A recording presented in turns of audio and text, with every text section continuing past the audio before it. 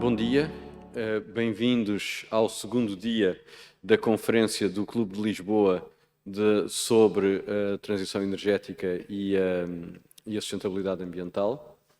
O meu nome é Bernardo Cruz e eu vou ter o prazer de moderar os dois painéis desta manhã da nossa conferência.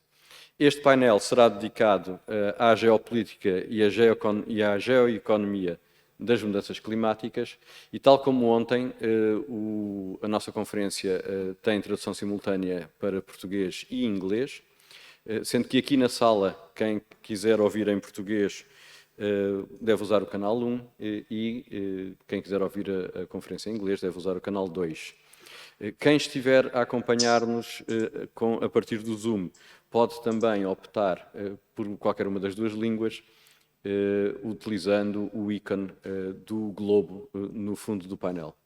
Good morning, everybody. Welcome to the second day of the conference on climate change, energy and energy, organized by the Club of Lisboa. My name is Bernardo Cruz, and I'll be hosting the two panels this morning of our conference. As yesterday, you can follow this conference both in English or in Portuguese. If you are here with us in the room, you should choose one for Portuguese and two for English. If you're following the conference from the Zoom facility, you could choose your preferred language using the little icon of the globe on the bottom of your screen. We're going to have a conversation between the members of the panel.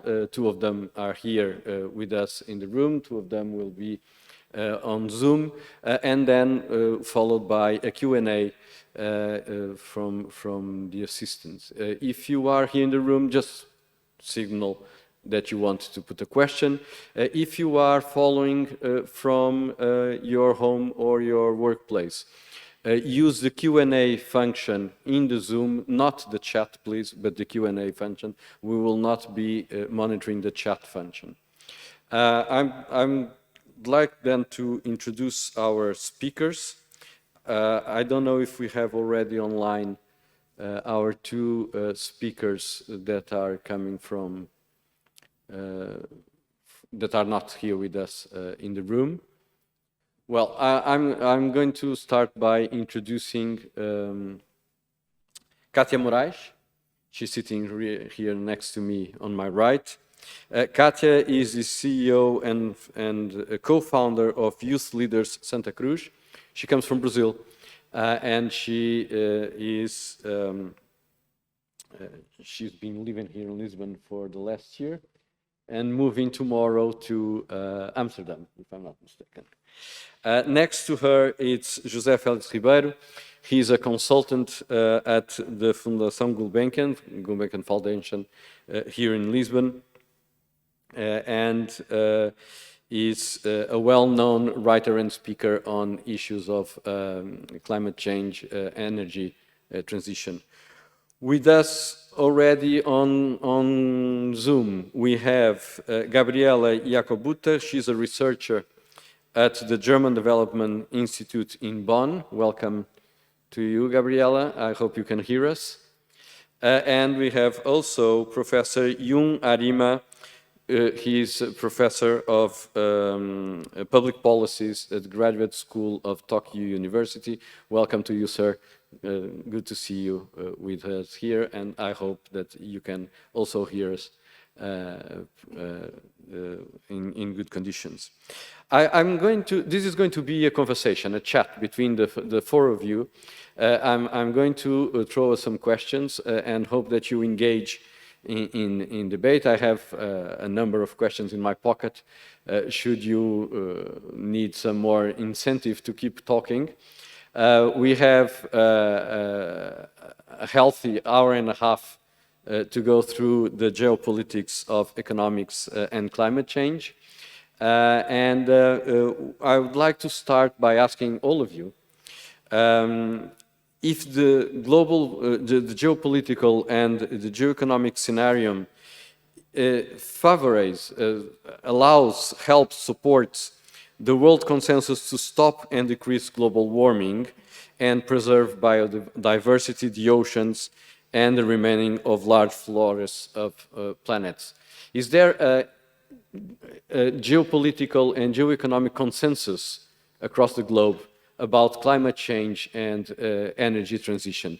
And I'd like to, I don't know if any of you would like to start in particular, or I'll ask, do you want to start, Cássia? So I'll ask Cássia to start. Thank you. Thank you very much. I'm glad. Vou falar em português. Sou muito feliz de estar aqui. Eu acredito, né, que há uma maioria que converge com essa ideia, apesar de termos ainda alguns outliers, inclusive de onde eu venho no Brasil, que geopoliticamente é muito importante para a questão climática, não tem convergido muito com esse objetivo.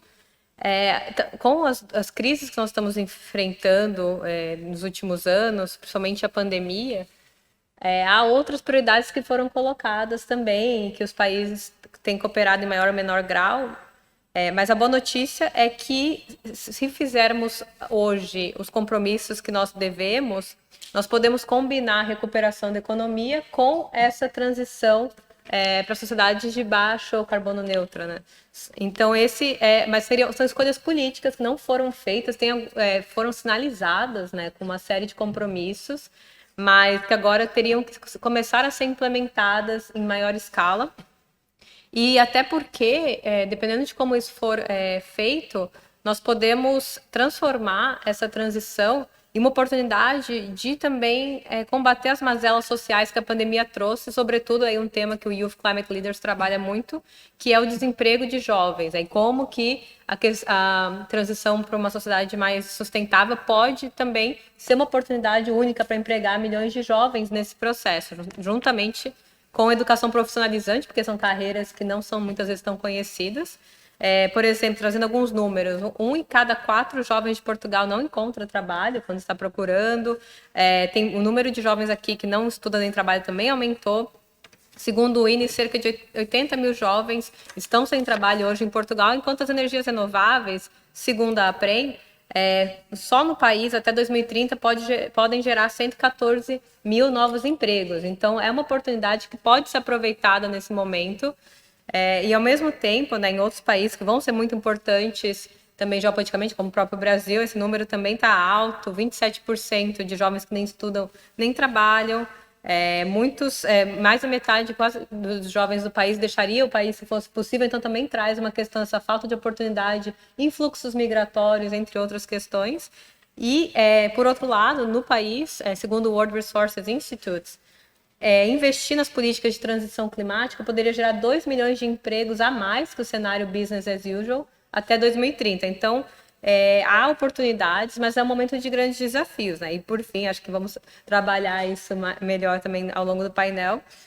A questão geopolítica que estamos vivendo hoje com a Rússia também mostra o quanto que a Europa não pode ficar dependendo, né, de combustíveis não renováveis que vêm de países que são mais instáveis. Então, é uma questão de segurança para o continente também investir em fontes mais seguras e que também são menos poluentes. Thank you for having me here. It is an honor and a pleasure to discuss on this very important topic with the esteemed co-panelists. As was pointed out already, there's the good and there's the bad. There's hope, but also being realistic, there's a lot to do ahead. If I would start with the bad, at COP26, more countries brought new targets. Yet we are still not there. Even with the new targets, according to some estimates, to IEA, for instance, we could go to 1.8, but according to other estimates, it might still be a 2.4 increase in global temperatures compared to the pre-industrial levels. So it's still, we're still not there. Also, there hasn't been yet, the target for finance was not reached yet by the developed countries. They kept pushing it and pushing it, the 100 billion per year that was promised. And this is really disappointing, and we don't know when it will be met, and we definitely need more than that also. yeah, as was mentioned with the COVID pandemic, this was a big crisis, and that also led to a lot of new funding for the recovery. However, some studies have shown that a lot of that funding in the end went into the fossil fuel industries rather than into a transition towards low carbon economies, which we need. Of course, even though there's consensus to some degree, and countries are are agreeing on the fact that we need to act on climate change, there are also lots of countries that continue to say, and rightfully so, that they still need to develop. And they do see fossil fuels as part of that development. In fact, at the moment, upper middle income countries already years ago have gone above the level of greenhouse gas emissions of the developed countries, and lower middle income countries, together with low income countries, would also reach the level of the developed countries in the following years, if I'm not mistaken, I think already by 2030, 2040. So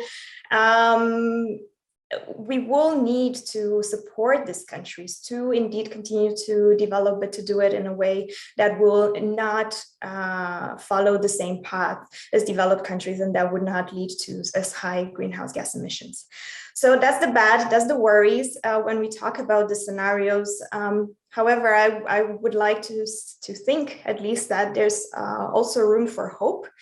We've seen at the previous COP, at COP26, I must say, somewhat to my surprise, that world leaders have been talking more and more about 1.5. So 1.5 as the maximum temperature increase now is really on the table, and it's not just 2 degrees. Although at this time, this moment, we are clearly not moving in that direction, and we are quite unlikely to achieve the 1.5 unless very serious efforts are being made. But at least there's consensus there, and that's great. We've also seen a lot of alliances by countries to halt deforestation by 2030, to reduce methane emissions by 30%. Also, support from financial institutions, lots of cities and also companies now making pledges for carbon neutrality, a lot more awareness amongst the citizens, with big protests, which we have seen around the world, and also big countries such as the groups of 7, the G7 and the G20, considering a potential climate club, for instance, to really boost ambition as much as possible. So in terms of the geopolitical and geoeconomic scenarios, I would say there is room for hope, but we also need to be realistic. There's a lot that needs to be done. And at the moment, countries don't really seem to take it really with the seriousity that they should be. Thank you very much. And if I need to pass it on to someone, maybe Mr. Arima, perhaps? Thank you very much, Gabriela, and good morning, everybody in Lisbon. It is 6 o'clock in Tokyo. And concerning the impact of geopolitical and geoeconomic situation on climate change agenda, well, I have a mixed feeling. I attended COP26, and I applaud the very much ambitious outcome of COP26, aiming at 1.5 degrees. Having said that, considering the implication of or magnitude of 1.5 degrees, it is very, very, very challenging because it requires 45% reduction by 2030 and carbon neutrality by 2050. And we should recall the figure that in 2020, the global CO2 emissions dropped by 5.8%. Because of COVID-19, when the world was in the midst of lockdown in many countries. And in order to achieve 45% reduction by 2030, just 9 years from now, we need to reduce global emissions by 7.3% per annum every year from now to 2030. And I think I have to say that is almost mission impossible. And so that means the achievement of 1.5 degrees target would be extremely difficult, I have to say. And to make things more complicated, we are now talking about climate change. And so we assume that climate change is very much important agenda. Yes, it is. It is. But looking at the outcome of a so-called, My World 2030, that is a global poll conducted by United Nations, and already more than 500,000 people from 180 countries responded to that survey. And that survey is asking people which SDGs are most important, which 5 or 6 SDGs are most important for you and your family. And our response is remarkably different between developed and developing countries. For example, in Sweden, without any question, climate action, SDG 13 is a top priority. But in China, the biggest emitter, the priority on climate action was 15 out of 17. And in India, 6 out of 17, and Indonesia, 9 out of 17. So generally speaking, in developing countries, they all are taking some serious actions for combating climate change, but they have as well very much important other agendas such as poverty eradication or quality education or job opportunity or healthcare and so on. And each of them needs financial resources to be devoted.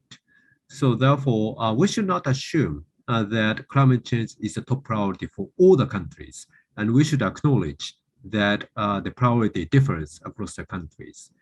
And the another thing is, the being asked whether you care about climate change, almost 100% people will say, yes, we care about climate change. But if that question boils down to a willingness to pay, how much are you willing to pay for curbing climate change? Additionally, for example, for monthly electricity payment, then the answer would be completely different. And you may recall the big strike in Paris in 2018, 2019, that is the yellow vest, and that was triggered by 10 euro increase of carbon tax per ton CO2. And in the US, yes, the increasing number of Americans are now acknowledge the existence of climate problems. And they say that the government should take more serious actions. But being asked, how much are you willing to pay additionally for monthly payment? The biggest answer was $1 per month. That is $12 additionally per year. But according to the net zero emission scenario published by the IEA in June 2021, they are assuming, say, $230 or $40 per ton CO2 carbon price for advanced economies. And if you apply that carbon cost to average American, then they should pay $1,200 per year. So while they are willing to pay just $12 additionally per year, 1,200 is politically not sustainable in the US society. So I think the biggest problem for this climate change is, all the people are acknowledging the importance of climate action, but when it comes to their actual energy cost burden, then their behavior and their response could be different. And most, how can I say, eloquent, evidence is that the ongoing energy crisis in Europe and in Japan and in the US. And in the US, Biden administration is very much caring about climate change, but they are now in the panic about the rising gasoline price. And they are now trying to beg Russia and also Middle Eastern countries to produce more oil. And in Japan, the government is talking about, say, providing subsidies for cooling down the gasoline price. And in France, gas price has been frozen to protect the low-income families. So the willingness to pay problems is very much, headache for tackling climate change. And yes, renewable is getting cheaper, But renewable alone cannot solve the problem because it needs to be backed by the batteries. And if the climate action could automatically increase employment and automatically boost economic growth, I'm a former negotiator of the UN climate talks. So we would not have experienced such a, the thorny and confrontational negotiation, and climate change would not have become such a serious problems. So we also need to acknowledge that in the longer term, definitely climate action will bear fruit, and then that will reduce the dependence on external risky energy supply, and that could reduce the energy cost. But what matters is a transition from now to 20, 30 years from now. And in the from now to that direction, we need to say experience a very much high energy cost environment, and how we can persuade the general public and also industry to swallow such a higher energy cost. That's a big challenge. And also to make things more and more complicated. This is a global problem, and then any emission reduction in country A cannot be, how can I say, monopolized by the country A, because that benefit of the emission reduction is spread all over the world. But mitigation cost occurs in each country. So it is a perfect recipe for free riders. So I'm, how can I say, cautious optimist concerning climate change, because I believe in the human capacity for tackling various problems through technology development. So as a long-term directions, I'm very much confident that we can achieve carbon neutrality someday. But being asked whether you believe in 45% reduction by 2030, I have to say I'm not so much optimistic. And 2050 carbon neutrality, I don't know. Muito bom dia. Antes de mais, queria expressar o meu maior agradecimento ao Clube de Lisboa por este convite.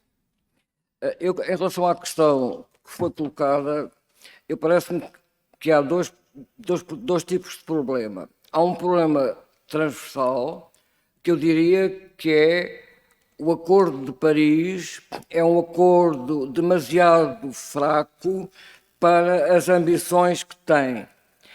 E a comunidade internacional encarou as alterações climáticas como se estivesse a negociar uma redução de armamentos na Guerra Fria, ou como se estivesse a definir qual é que é o nível de dívida e de déficit na União Monetária. Ou seja, ignorou por completo a ideia, ou seja, o reconhecimento de que o problema que nós temos resulta de uma tendência histórica que é a seguinte: a humanidade, para obter energia sem a qual ela não conseguia nunca progredir, habituou-se a queimar tudo. Queimou a lenha, queimou o carvão, queimou o gás, o petróleo e o gás natural, e todos estes atos de queimar emitem CO2 para a atmosfera. Portanto, nós tivemos, entretanto, um sistema técnico a seguir à Segunda Guerra Mundial que trouxe uma maneira de produzir energia que não emitia CO2. Estou a referir-me, obviamente, à energia nuclear. A energia nuclear, como foi desenvolvida durante a Guerra Fria, tem limitações muito grandes que depois podemos analisar. Hoje estamos a passar um período onde há uma nova geração de tecnologias de fissão nuclear. O que acontece com o Acordo de Paris é que as questões tecnológicas que permitiriam atingir as metas foram completamente deixadas ao entendimento de cada país. E aqui é importante terem noção de que as tecnologias que hoje estão disponíveis para atingir essas metas estão, na minha opinião, muito longe de serem capazes de as alcançar. Nomeadamente, quando se faz das energias renováveis o centro de gravidade de um novo paradigma tecnológico e energético. Isso coloca uma questão que o tratado não desencadeou um conjunto de iniciativas para gerar outras tecnologias que fossem muito mais eficientes e menos custosas do ponto de vista das transformações que exigem, do que aquela que estamos hoje a ver em frente. Depois, só para terminar, depois há uma outra coisa que é fundamental, é que há 3 tipos de países que se deparam com questões diferentes quando se trata de atingir as metas das alterações climáticas. Os países desenvolvidos distinguem-se muito porque os Estados Unidos e a Alemanha, por exemplo, são economias completamente diferentes, não é? Mas a economia alemã e a economia europeia, de uma maneira geral, ainda está muito presa às atividades do que nós chamamos o terceiro sistema técnico, ou a segunda revolução industrial, que é, no fundo, a revolução industrial centrada no petróleo. E, portanto, a importância do fabrico dos automóveis, o papel das siderurgias, as químicas, etc. E, desse ponto de vista, uma parte dos países desenvolvidos percebe que, quando tiver que reduzir as emissões, não só tem que fechar, por exemplo, todas as centrais que funcionam a carvão, mas tem que fechar uma grande parte da indústria que ela hoje ainda tem como importante. E, se não quiser fechar, tem que fazer um investimento enorme em assegurar o sequestro, a captura e o sequestro do CO2 que toda a sua indústria gera. E, portanto, os países desenvolvidos que não estão na idade, digamos assim, da tecnologia de informação, como é os Estados Unidos, vão lidar com uma situação muito grave, que é, vão ter que fazer uma destruição de capital, embora capital em grande parte já amortizado, e isso é que não é tão penoso economicamente, como normalmente só numa guerra é que aconteceria, não é? Isso não é claro para as pessoas, pronto. Depois, em segundo lugar, os países que estão em desenvolvimento, os grandes países da Ásia, basicamente a China e a Índia, eles estão envolvidos num processo gigantesco de crescimento, no qual o aumento da produtividade é absolutamente fundamental para eles crescerem. E vão ser obrigados, em certa medida, a fazer um atalho para liquidar, no caso da China, todo o investimento maciço que fizeram nos últimos 30 anos em eletricidade produzida a partir do carvão. E quando a China decide libertar-se do carvão e iniciar uma transição para o gás natural na produção de eletricidade, gera aquilo que nós estamos a viver hoje na Europa, que é um salto do preço da eletricidade. Pela simples razão de que, digamos, o gás natural que está disponível de momento não é elástico. Quando a China decide fazer uma coisa, evidentemente que as consequências são óbvias para todo o mundo. Depois, vamos ao terceiro, mas isso eu depois gostaria de desenvolver mais, vamos à terceira categoria de países, que são os países que produzem petróleo e gás natural. Entre eles, todos os países do Golfo Pérsico e da Ásia Central, a Malásia e a Indonésia, ou seja, excetuando a Rússia e os Estados Unidos e um pouco, a maioria destes grandes produtores tem em cima das reservas sociedades muçulmanas. E quando forem obrigados a aceitar que o petróleo e o gás natural sejam acusados de contribuir decisivamente para a liquidação do planeta em seco e depois sejam obrigados a reduzir drasticamente a exploração ou a venda de petróleo e gás natural, vamos ter uma revolta de países muçulmanos contra o Ocidente, como é óbvio. E, desse ponto de vista, é uma questão, ou seja, tudo isto penso que está a ser pensado de uma forma absolutamente leviana. Muito obrigado, thank you.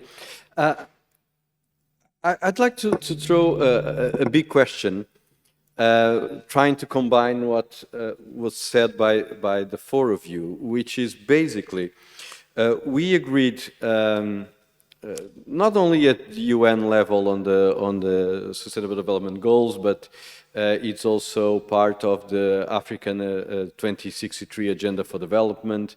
It's part of the European Union agenda. It's basically agreed everywhere that we need to combine economic growth, social development, and environmental sustainability. And some places, those three pillars of development have been incorporated and accepted both by public policy and public opinion. Some other places we're not there yet.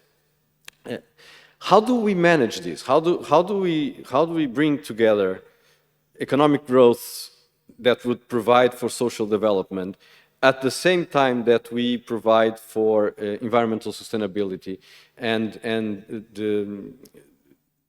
the preservation of the planet?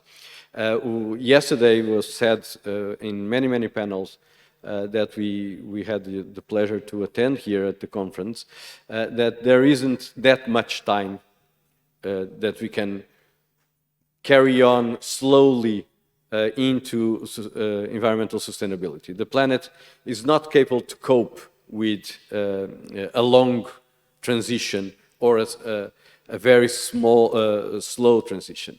Maybe we could have done that when we read the Brundtland report in '87, but not in 2020s or 2022. So we wasted 30 years of knowledge and time to do the transition. But that's gone. How can we, at the same time that we preserve the planet and make the necessary transitions for environmental sustainability, to ensure economic growth and social development? Cássia was mentioning the creation of new sorts of jobs coming from the Build Back Better after the pandemic, and provided and fueled, if you allow me the easy joke, by the energy transition. But is that global? Can we assure the new middle classes in Southeast Asia or in Latin America that economic growth and social development will come hand in hand with environmental transition? Thank you. Anyone who would like to take this firsthand is welcome to do it. Okay, and thank you very much. Very much challenging question. And I think the recipe could be different, across the countries, reflecting their specific national circumstances. And in general, I think developed country would be in a better position to simultaneously achieve economic development and also environmental sustainability and social development, because they are rich. They can afford to take such a bit more expensive policies. But I have a lot of chance to talk with energy policy makers in ASEAN countries, and they have three key words in implementing energy policies: accessibility and availability and affordability. And the third, the goal, affordability, matters a lot for those countries. And whatever the energy transition would be, if that is not affordable, if that would substantially increase the energy cost, then that option would not be, say, swallowed by those countries. The same can be said in India as well. And you may recall that at the end of the COP26, Indian delegation strongly resisted the wording of coal phase out on the ground that they are still poor country. There are people who do not have access to power supply, and they have an abundant coal resources in India. They are keen to use coal more efficiently and cleanly. But phasing out of coal is out of question. That is what Indian delegation said. So ultimately, if we simultaneously achieve three objectives: the economic growth and the social development and environmental sustainability, in particular climate mitigation, then we need new technologies, including hydrogen or say CCUS or more advanced battery or something like that. And technologies are there, but they are still expensive, and they cannot be replicated in all the developing countries. So we need to reduce the cost of technologies. So I sometimes feel that the Paris Agreement and also debate about Paris Agreement, we are too much obsessed with country level emission reduction goals or targets, X% reduction by year Y or something. But what we should care is, the technology goals, something like, the improving performance by, say, year X, 2030 or 2025 or something, and we should reduce the production cost of that technologies by X% by 2035 or something like that. Without those improved and more affordable technologies, ultimately the simultaneous achievement of three goals would be extremely difficult. Thank you. I will follow up first on what Mr. Arima has just said. And yeah, I fully agree. We do need to invest very strongly in technologies. And yeah, hydrogen was mentioned, right? There are very high targets, especially in Europe now, to adopt hydrogen use. At the same time, we look at renewables, they have been developing over decades. And now in less than one decade, we want to, close to fully adopt hydrogen. So yeah, that does require a lot of investment in innovation. It is necessary. That's going to be necessary, especially for industries, possibly also used in transport and so on. There was also the mention of CCS, and CCS with utilization in industry would be very useful. However, I would be cautious to use CCS just for coal power plants and so on, because on the one hand, it increases the price of energy. It is costly in itself, and it also uses more energy just to run it. And in addition, it has been shown that it leads to more other types of air pollutants that are damaging to human health. So I would not see that as a solution. And it's very interesting. I fully understand in a way countries who are exporters of fossil fuels because they make money out of that. But countries who say, well, we have the resources, we want to use them for our own use, I don't fully see this argument, because renewables are also resources that they have and that they can use for their own energy. It's the same thing.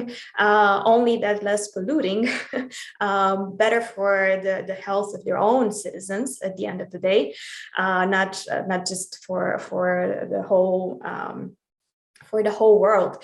And we have seen now that the cost of renewable energy production, even when we take into account the upfront cost of the technologies, has in many countries, also in Africa, for instance, arrived to the same cost as using fossil fuels. So I feel very much that this has stayed as a narrative, and that it's no longer a narrative that holds, but it's just a narrative that is sticking, and it's very strong. It's staying there with the politicians. Now to get back to how to achieve the SDGs and at the same time climate, it is very, very important to say that the Paris Agreement and the 2030 Agenda for the Sustainable Development Goals, they were adopted separately, but they are very much interlinked. And it's not only in terms of trade-offs, in the sense that, well, if you want to implement the Paris Agreement, it will be much more difficult to achieve the SDGs. That is not really the case. A lot of studies, myself, I've also done some work on this, also the IPCC special report on 1.5 degrees of warming, have done this work looking at all the individual climate change measures and showing how they contribute to the SDGs in many more positive ways than the negative ways. So if you take it for energy, of course, it also supports energy security. Many countries, as José has also mentioned, are importers of energy. Also in Europe, we see that we depend on the prices set on gas. But then also there are lots of benefits to health. These energies are clean and they don't lead to the pollutants that are killing prematurely many people around every day. And they also reduce pollution of water. There are lots and lots of benefits that we see. And in that sense, one could say that implementing the Paris Agreement is beneficial, but it is also absolutely necessary for achieving the SDGs, because otherwise the impacts of climate change that we will see around the world will make it very difficult, if not impossible, to achieve the SDGs. And when we talk of the additional cost of electricity, let's say, or any other products, when we implement a carbon tax and that people are not willing to pay, yes, but that is because they don't understand what they would have to pay should there be the impacts of climate change that we are expecting to see, which would just make it more expensive. Now, as I said, there are also some trade-offs, and this is where policymakers have to pay very close attention and to use those measures that can mitigate or even avoid those trade-offs altogether. And this is really country dependent. It depends on the context of the country, of their sources of energy, of their natural resources, but not only. And I think that politicians and countries are now more and more realizing that this is possible. And I say this because at COP26, South Africa came on and asked countries to join them in a so-called Just Energy Transition Partnership, which was joined by the UK, Germany, France, Europe, and the US. I think, I'm not sure if I missed anybody, but so far, I think this is what the group is formed of. And these countries would support South Africa to phase out coal in a so-called just way. So taking into account potential job losses, right? Learning how to, designing strategies for training, doing technology transfer, and all the other measures, social protection measures. There are all sorts of different measures that countries can take. Including, for instance, by using revenue from a potential carbon tax to put it into benefits to society, which might avoid some of the protests, as Mr. Arima mentioned, such as the yellow vest. So yeah, just these are some thoughts from my side. I don't see the Paris Agreement and the 2030 agenda as excluding each other, but rather as necessary for one another. Thank you, Gabriela. José? I think the problem about growth is that we must change to a world in which it was not energy which is crucial to growth, but it will be information. I am speaking basically about developed countries. We are entering in a period of demography in which we are going to have less young people, less adults in young ages in a certain way.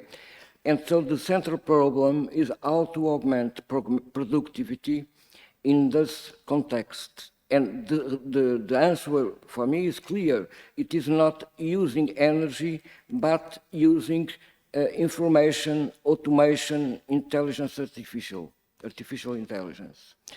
And also putting an end to the experience of industrial world that with the Model T has bring to us. What we are going to enter is a period with 3D impression, which is going to change all our concept of physical production.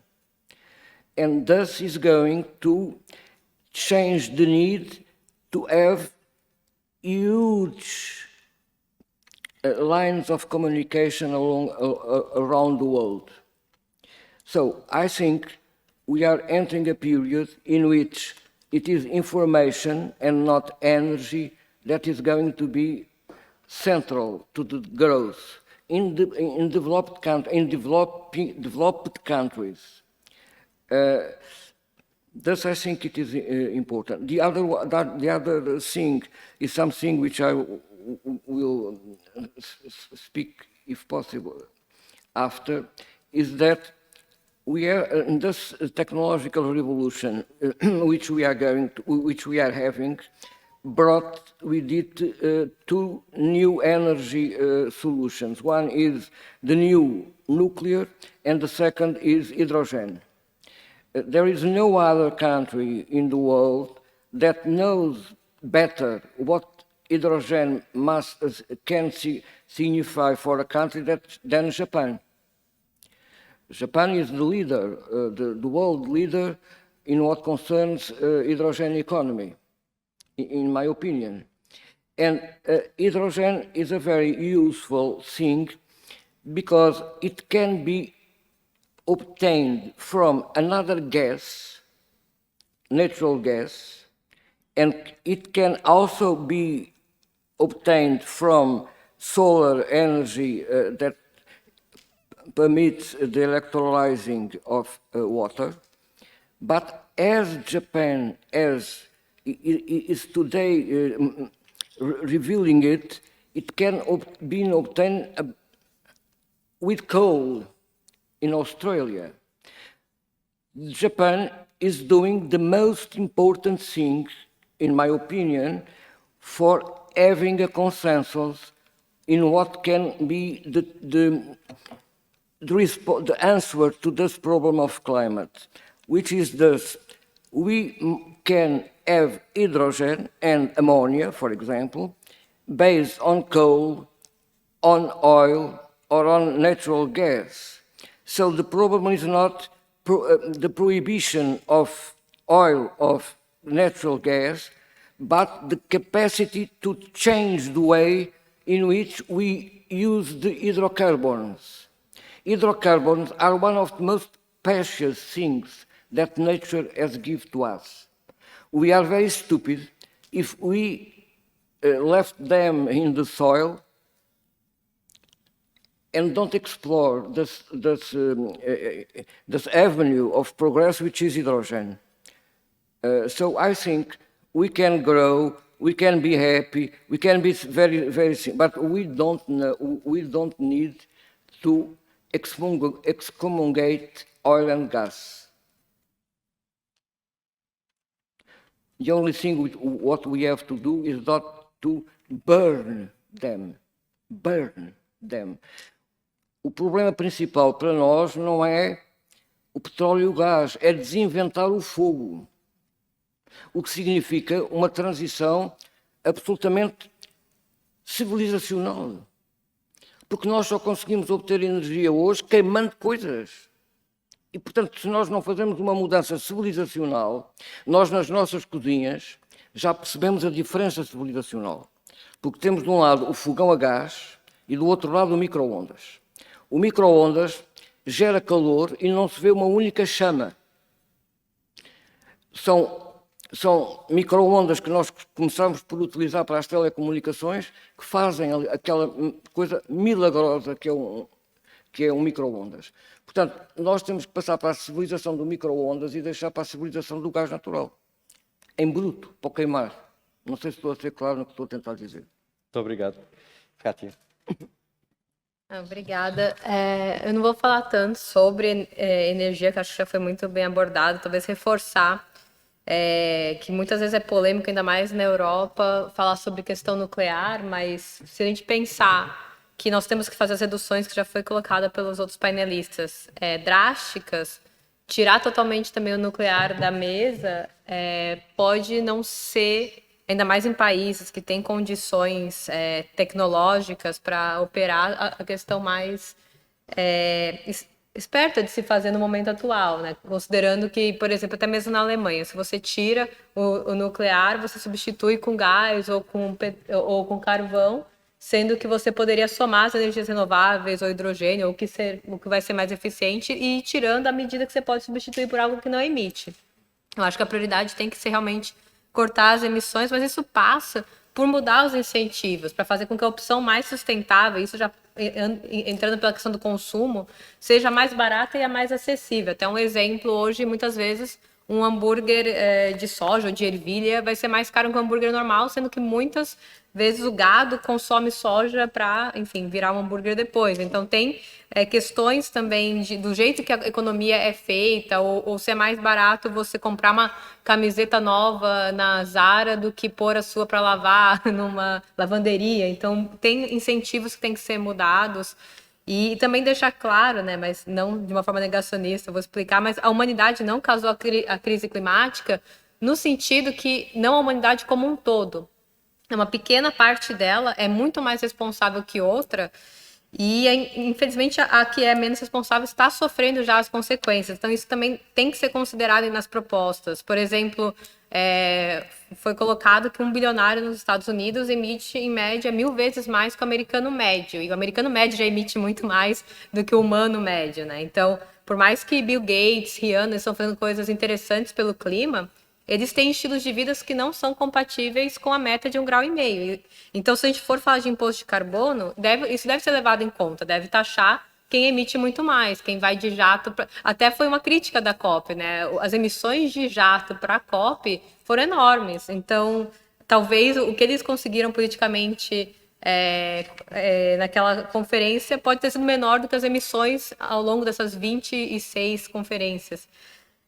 Ao mesmo tempo, nós, enquanto sociedade, não necessariamente bilionária, também temos que pensar enquanto nós estamos dispostos a pagar o preço, e esse preço não é, além desse financeiro que já foi colocado pelos painelistas, mas é um preço de mudança de hábitos, né? E mais uma vez, levando aquela questão do fast fashion, né? De consumo de roupas. Hoje, nos Estados Unidos, um americano médio consome cerca de 5 peças por mês, porque é barato, sendo que 10% dessas peças, levando em consideração a Zara, mais uma vez, não vão ser nem vendidas e já vão ser descartadas. Então, é preciso isso?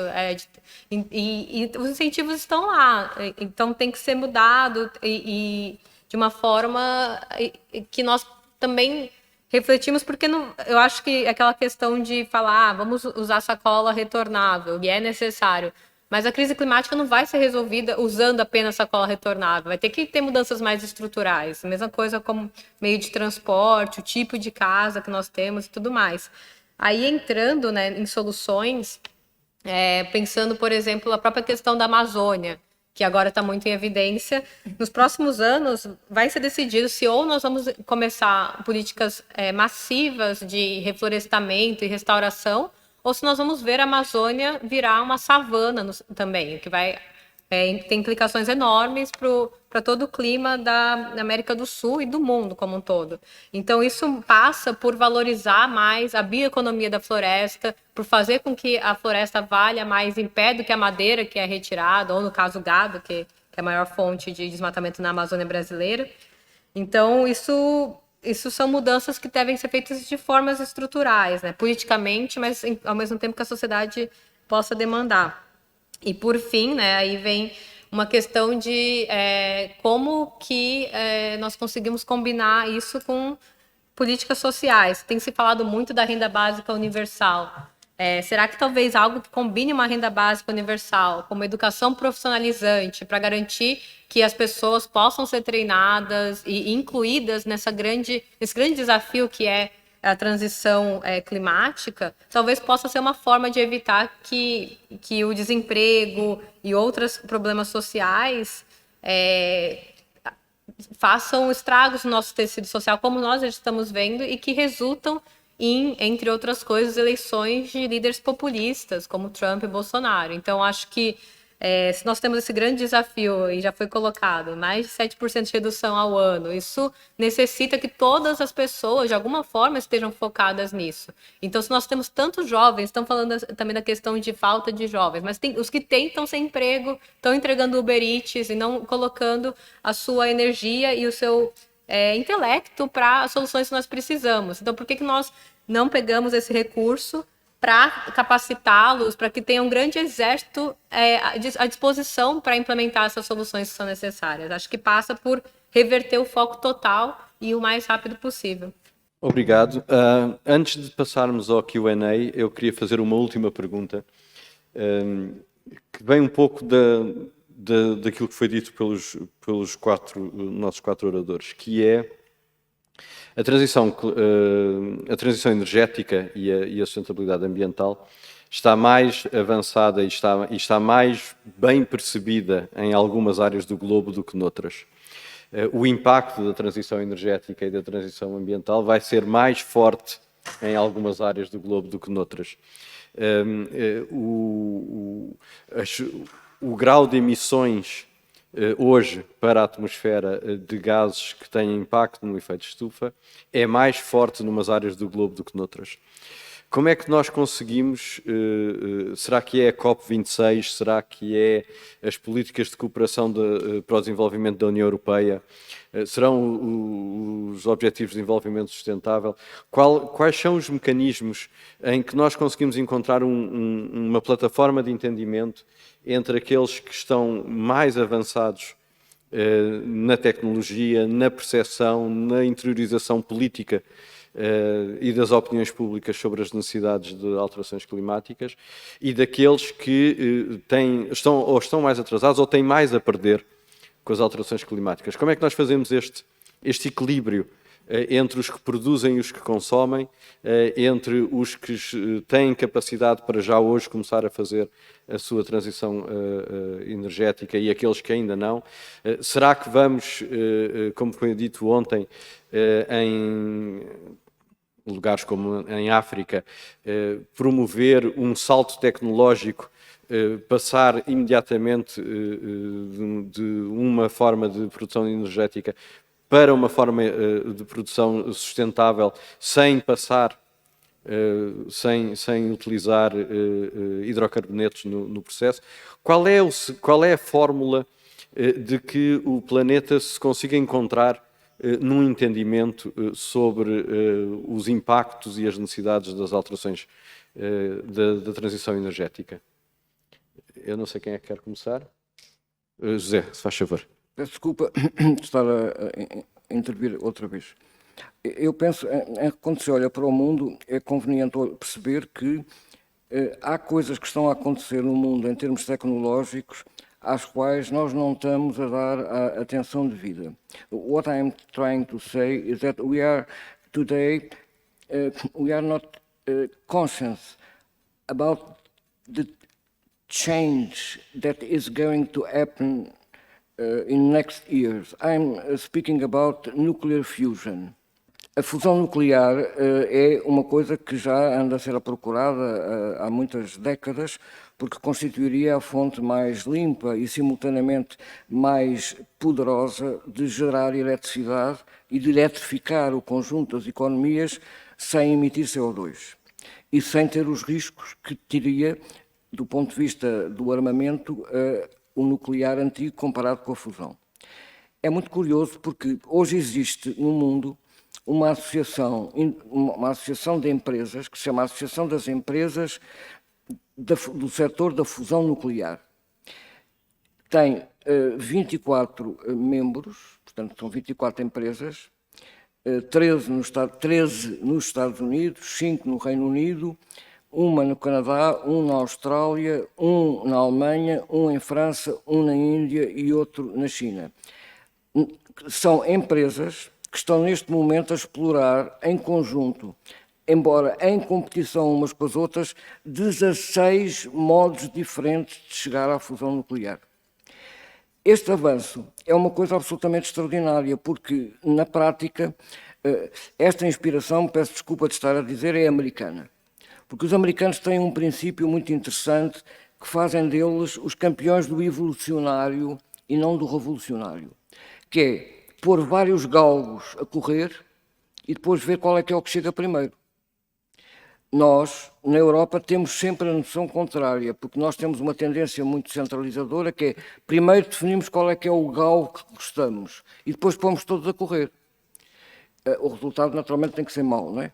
E, portanto, eu chamava a atenção para que os Estados Unidos, a principal coisa que têm que fazer para o mundo é na tecnologia, quer dizer, porque eles, quando eu digo os Estados Unidos, digo a Rússia, quer dizer, não há nenhuma razão para que os Estados Unidos, a Rússia e o Japão não entrem em parceria para fazer coisas deste tipo, não é?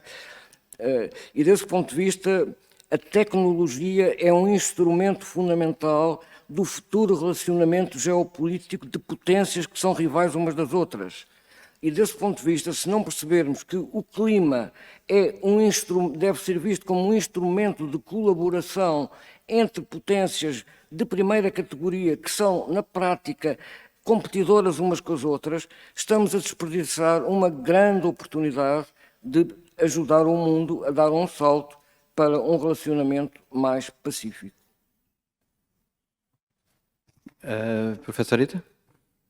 Thank you very much. Which countries are more advanced in energy transition? There could be various answers. And ironically, in the OECD countries, the country which has achieved the biggest emission reduction from 2005 to 2020 was United States by shale gas revolution. They have replaced coal power generation by gas power generation, say triggered by shale gas revolution. And so it is not necessarily based on the climate agenda, but emission reduction was something like a byproduct. And they have achieved fuel switching from coal to natural gas. And Germany is quite often regarded as a model under the name of Energiewende. And I have periodical discussion with German think tank on energy transition. And they are very much proud of their Energiewende model. And I take that remarks with certain caution because the German system cannot be replicable to other countries. And for example, the Germany is located in the middle of the European continent, and it has some interconnection with neighboring countries. And when they have a surplus power generation from wind, they can put it into the neighboring country's grid system. And when wind does not blow so much, they can import directly or indirectly from France or the Norway or other countries. So I mean, if all the European countries go through German model at the same time, then European energy system cannot survive. So they are complementing each other. So German Energiewende should not be regarded as some, the isolated model from other European countries. It should be interpreted in the context of a European-wide energy system.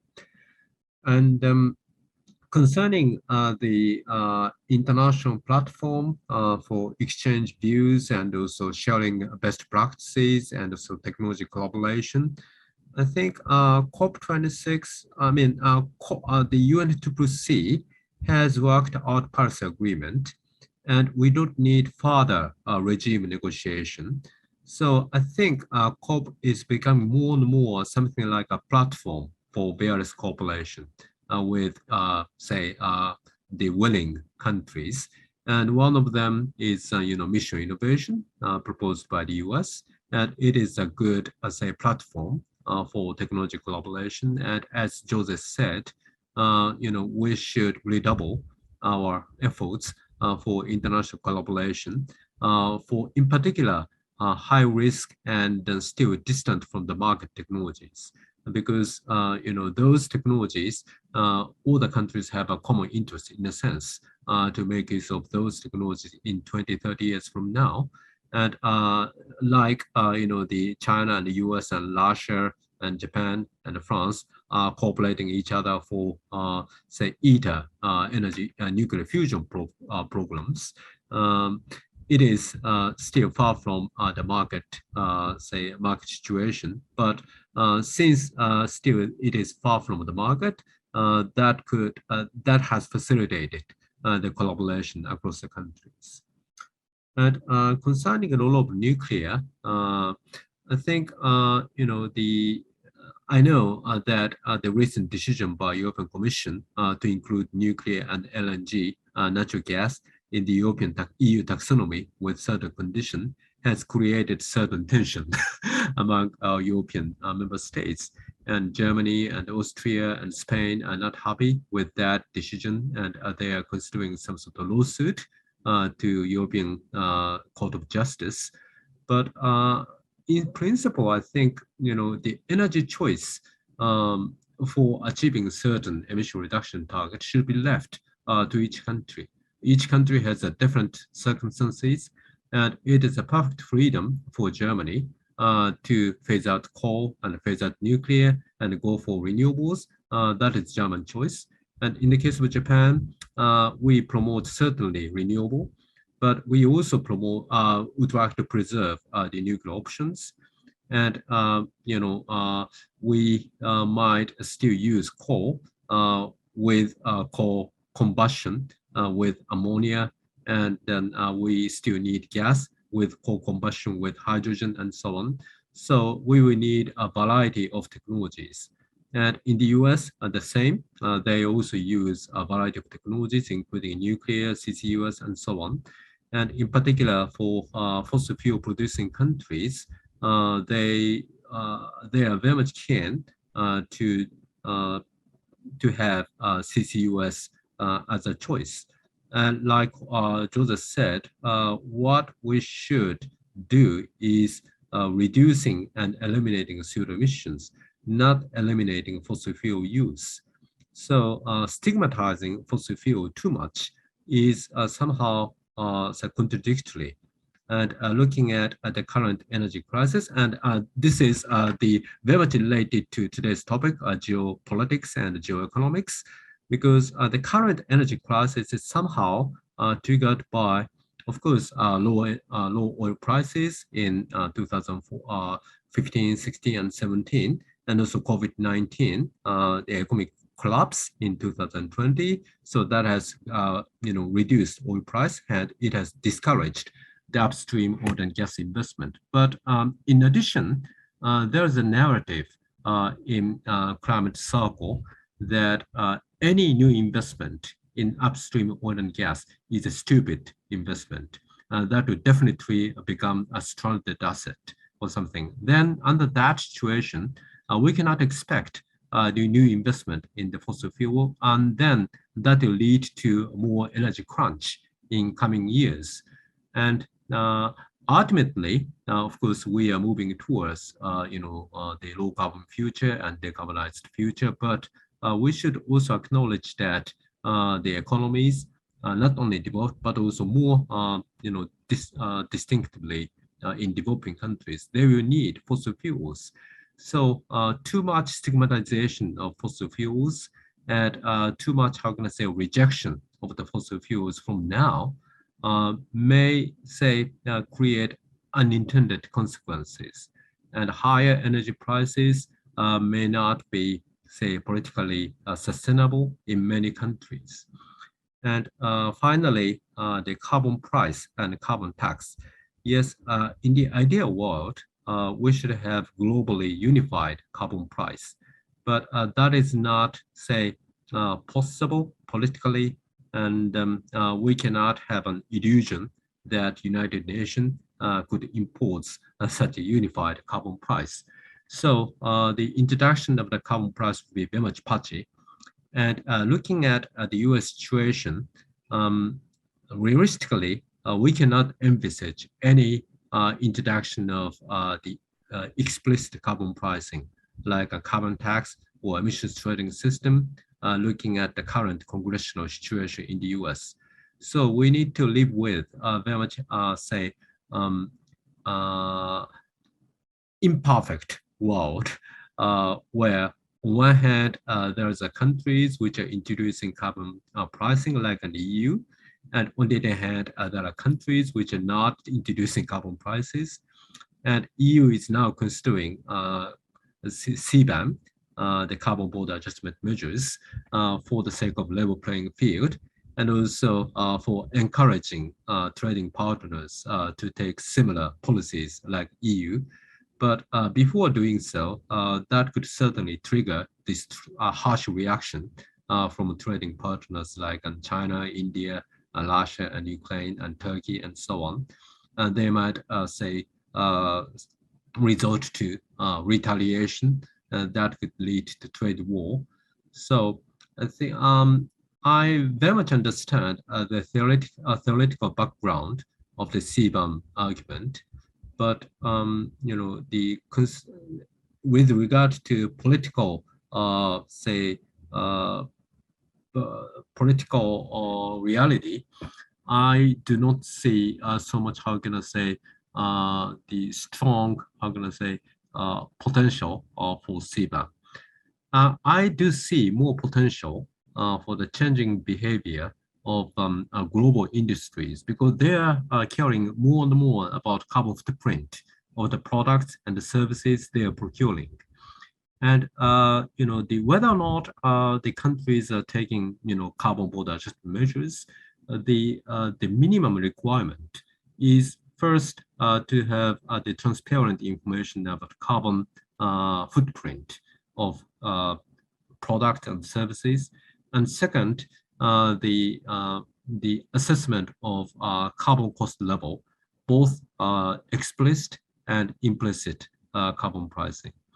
So in that regard, of course, I need to know more detail about Germany is now proposing Carbon Club, and still that content is vague to my mind. But one of them is to have a discussion about methodology for calculating the embedded CO2 emissions for various products, and also for assessing the carbon price level of both implicit and explicit carbon pricing. Then that kind of transparent information would be, required increasingly for global supply chain. So that and it is not triggered by, international negotiation, or it is not triggered by trade measures, but it is somehow the voluntary actions by global companies. And that could, change the behavior of many companies, and they could become more keen on, disclosing their carbon-related information, and that would be that will not be a peanut. That will have a lot of implications to the embedded CO2 emissions, in particular in global trade. So I think I will stop here. Thank you. Thank you so much. Cássia? Obrigada. Eu acho que também a pandemia mostrou um pouco o que se pode esperar na questão de justiça climática, pelo menos se não mudarmos a forma de agir, né? Então, por exemplo, nós vimos que tem essa discussão sobre quebrar as patentes da vacina, e é uma questão de saúde pública, e ao mesmo tempo até o que foi chamado de apartheid das vacinas, sendo que o Reino Unido vai já começar a dar a 4ª dose para idosos, enquanto idosos de países em desenvolvimento às vezes não receberam nem a 1ª dose ainda. Isso não é só eticamente errado, mas também é estúpido de um ponto de vista de saúde pública, porque isso gera variantes que podem colocar em risco todo o esforço que foi feito para as vacinas, que permitem que agora possamos pensar na reabertura das economias, enfim, da sociedade. Então, da mesma forma com a questão climática. Obviamente, alguns países vão sofrer mais, só que os países que têm mais condição vão ser impactados, porque é um fluxo de migração enorme, né? Só Bangladesh pode perder 1/3 do território até o final do século, então para onde vão essas milhões de pessoas, né? Não... então, em algum momento, isso respinga também. Então, é importante já começar a pensar. Hoje eu não vejo essa discussão sendo feita no nível, talvez, que deveria ser, porque por mais que mesmo se nós parássemos de emitir amanhã, algum impacto já não é mais reversível. Então, nós temos que começar a preparar, e isso passa também por planejar fluxos migratórios, ações para impedir enfim, grandes impactos, quando possível também. E no caso tecnológico, fazendo essa analogia com a questão das patentes das vacinas, também quebrar patentes de tecnologias que possam permitir a transição climática e oferecer também para países que não podem pagar por elas, né? Auxiliando isso para que isso ocorra numa escala global. E nós vimos que muitas vezes a eletrificação já é um consenso na Europa, o carro elétrico e tudo mais, mas muitas empresas europeias, Ford, entre outras, em países como o Brasil, fazem lobby contra o carro elétrico, porque elas querem, enfim, fazer o escoamento dessa sucata, desses carros que não vão ser comprados na Europa e em outros países. Então, a população, os cidadãos europeus têm que também fazer uma pressão para que não seja esse 2 pesos, 2 medidas. Na nossa casa, tudo é bonito. Agora, em outros países, pode enviar tecnologias que não vão ser benéficas ou ter práticas trabalhistas, né, mais uma vez que nem o fast fashion, que são muito condenáveis. E até exemplos recentes de empresas italianas que lucraram com ouro de mineração ilegal de terras indígenas que geram desmatamento. Então, é um mundo globalizado. Esse tipo de controle vai ter que ser feito nos 2 países. E se, por algum motivo, essa empresa está numa jurisdição europeia, acho que também é responsabilidade da União Europeia ter mais, enfim, firmeza na condenação, enfim, punição desse tipo de prática. E no lado positivo, também instrumentos como a precificação positiva das reduções de emissão, e não só o que nós chamamos de imposto de carbono, mas também colocar um preço nesse menos carbono, nesse carbono que deixou de ser emitido, para incentivar o que eles chamam em inglês de race to the top, né? Essa corrida para ser o mais ambicioso possível. Então, se, por exemplo, nós conseguimos, ano que vem, com o novo governo, no Brasil, pensar políticas sérias de reflorestamento da Amazônia, criar condições para que haja financiamento para isso, para que o Brasil é um tipo de país que já tem uma matriz energética muito mais limpa que a média e que pode fazer muito mais do que se comprometeu pelo NDC. E tem menos custos, né, comparativos com a China, porque, enfim, tem outras condições. Então, por que também não apostar nisso?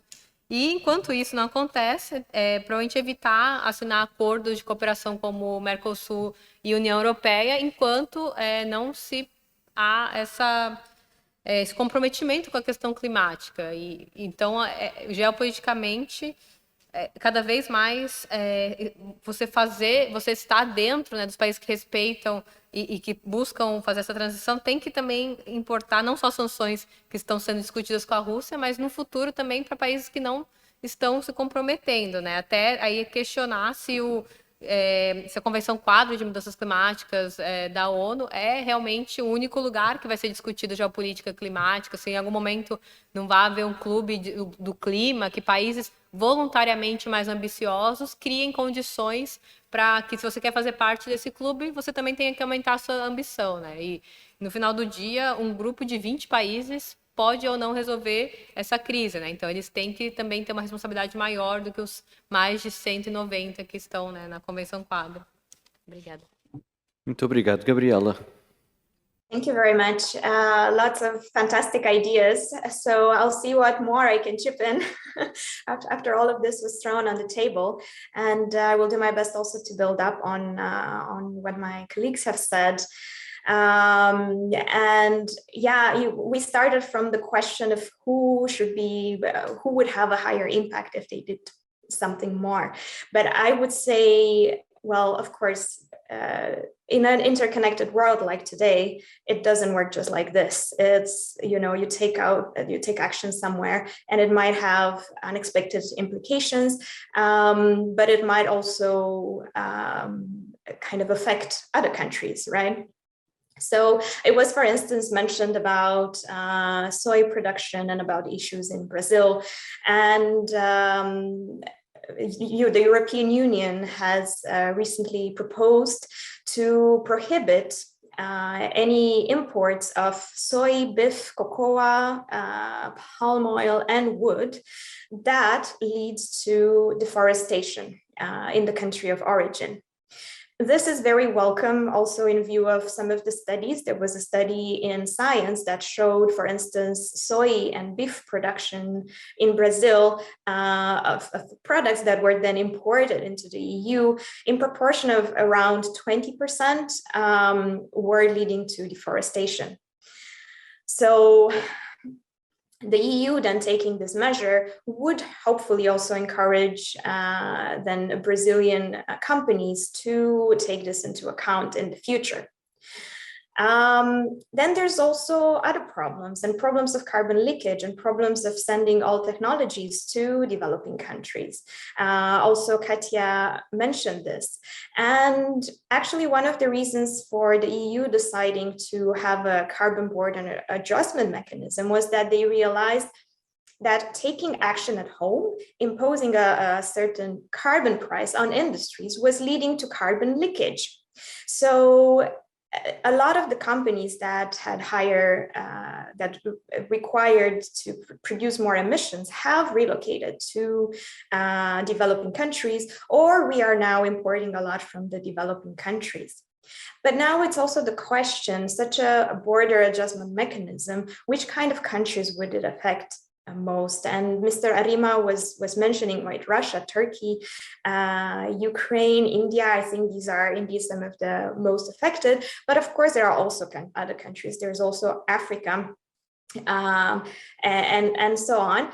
And very importantly, studies have shown that it is in fact the non-OECD countries, so the developing countries, whose exports have higher greenhouse gas emissions. And this is because of the issue of carbon leakage. No, the developed countries have moved a lot towards service economies, and they are not having, or their industries have left. So now having such a border adjustment mechanisms is more likely to affect developing countries rather than developed countries. But then the question would be how to make sure we go together. And I think this is the most important thing, to go together and not alone as we've done so far. And this could also solve issues of competitiveness, in trade, why some countries didn't want to take measures because it could affect their competitiveness.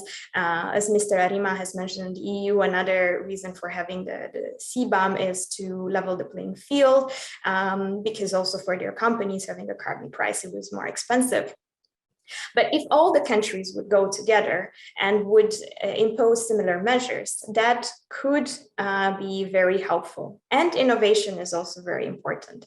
And for instance, with Africa, again, as one of the countries, the EU is the biggest trade partner and the biggest investor at the same time for African countries. So, and if we look at the exports from Africa to the EU, around 45% of those exports are in the energy sector, meaning fossil fuels. So that will be a massive impact. On the one hand, if the EU is moving away from fossil fuels, but also if you think about the CBAM and potential taxes on the industries from Africa that will be then exporting. So I think it would be very important if the revenue from, say, CBAM, but also from a potential carbon tax of a climate club, so with multiple countries, it doesn't have to be just G7 or G20. They have stated that they want to be inclusive, and that would be the best way forward to allow more countries in, and also to provide the opportunities and the incentives for these countries to align and to join. But that revenue could then be used to support everyone to move towards lower carbon economies. That could be Africa, but that could be also other regions. Yeah, and the EU has some ideas at this time, but of course, a lot more work needs to be done. They put, for instance, I know there was the Circular Economy Global Alliance they're having in mind, where again, countries should be cooperating. But yeah, I see we are getting close to the end of the time, so I will not continue from here, but looking forward to more ideas. Thank you so much.